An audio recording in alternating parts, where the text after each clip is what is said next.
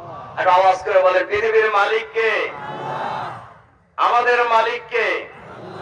বাংলাদেশের মালিক কে? এই আইন চলা উচিত কার? কিন্তু বাংলাদেশে কি আল্লাহর আইন অনুযায়ী চলে? অথচ এই পৃথিবীতে যত নবী রাসূল আগমন করেছেন, সকল নবী রাসূলের জীবনের মিশন ছিল, ভীষণ ছিল, উদ্দেশ্য ছিল লিইয়ুযহিরাহু আলা দ্বীনি কুল্লি, মানব রচিত সকল মতবাদের উৎপাটন করে আল্লাহর আইনকে বিজয়ী করা।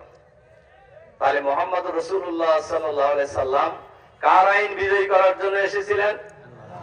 উনি লড়াই করেন নাই আল্লাহর আইন চালু করার জন্য? উনি কাফেরদের হাতে তায়েফের ময়দানে মাইর খান নাই?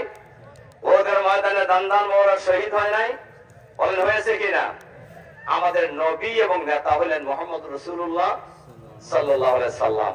উনি ছিলেন একদিকে মসজিদের ইমাম, অপরদিকে যুদ্ধের ময়দানের প্রধান সেনাপতি, অপরদিকে সুপ্রিম কোর্টের প্রধান বিচারপতি, রাষ্ট্রের রাষ্ট্রপতি, প্রেসিডেন্ট কে? বিশ্বনবী মুহাম্মদ রাসূলুল্লাহ সাল্লাল্লাহু আলাইহি সাল্লাম। আমরা যারা এই নবীকে নবী বলে মানি, তাদের কি করা উচিত? আমরা মানি তো আমরা নবীকে। কারা কারা মুহাম্মদ সাল্লাল্লাহু আলাইহি সাল্লামের নবী এবং নেতা বলে মানি? হাত তোলেন তো দেখি। আমরা সবাই মানি।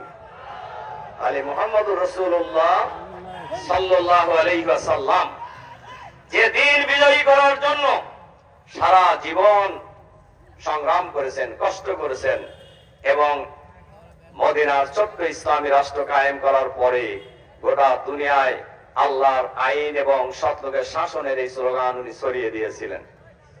আমাদের এই দেশে আমরা আল্লাহর আইন চাই কিনা? আমি আবার আর একটা প্রশ্ন করি আপনাকে, আল্লাহর আইন ভালো না মানুষের আইন ভালো? কার আইন ভালো? আল্লাহর আইন এই দেশে চালু হোক আপনারা চান না? চাই আমরা। এজন্য আমি আপনাদের কাছে এই অনুরোধ রেখেই আমার কথা শেষ করতে চাই।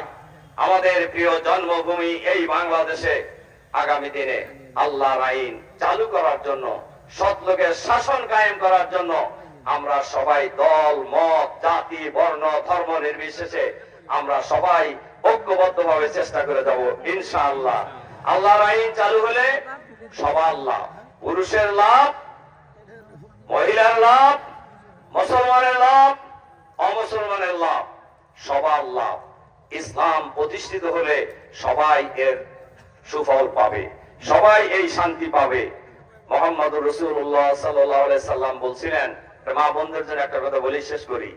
রাসূল সাল্লাল্লাহু আলাইহি সাল্লাম বলছিলেন, ইসলাম যদি প্রতিষ্ঠিত হয়ে যায়, সানা থেকে হাজরা মউত পর্যন্ত একজন সুন্দরী রমণী একাকী চলবে, তার সতীত্ব হরণ করার কোন দুর্বৃত্ত এই সমাজে পাওয়া যাবে না। আর আমরা বলি বাংলাদেশে যদি আল্লাহর আইন চালু হয়ে যায়, টেকনাফ থেকে তেতুলিয়া, রূপসা থেকে বাদুরিয়া একজন সুন্দরী রমণী একাকী চলবে, তার সতীত্ব হরণ করা তো দূরের কথা, কোন দুর্বৃত্ত তার দিকে কুদৃষ্টিতে তাকানোর দুঃসাহস পাবে না ইনশাআল্লাহ। বাংলাদেশে এরকম একটা সমাজ হোক, এটা আমরা চাই না? এজন্য আমি সবাইকে ঐক্যবদ্ধভাবে সেই সমাজ কায়েমের সংগ্রামে অংশগ্রহণ করার আহ্বান জানিয়ে ভাই বোনদের কাছে দোয়া চেয়ে আপনাদের জন্য দোয়া করে আমার বক্তব্য এখানে শেষ করছি। আল্লাহ হাফেজ। বাংলাদেশ জিন্দাবাদ। বাকুয়া দারুল রাশাদ মাদ্রাসা জিন্দাবাদ। এই মাদ্রাসা কয়েকদিন আগে আমি ভিজিটের জন্য আসছিলাম। আমি ওনাদেরকে বলেছি, শিক্ষকদেরকে, এই মাদ্রাসা আগামী দিনে অনেক বড় মাদ্রাসা হবে ইনশাআল্লাহ। আর এই বড় মাদ্রাসা করার পিছনে যা সহযোগিতা লাগে আমি আপনাদেরকে করবো ইনশাআল্লাহ। এটা আমি ওই দিনও বলছি, আজও বলে যাচ্ছি ইনশাআল্লাহ।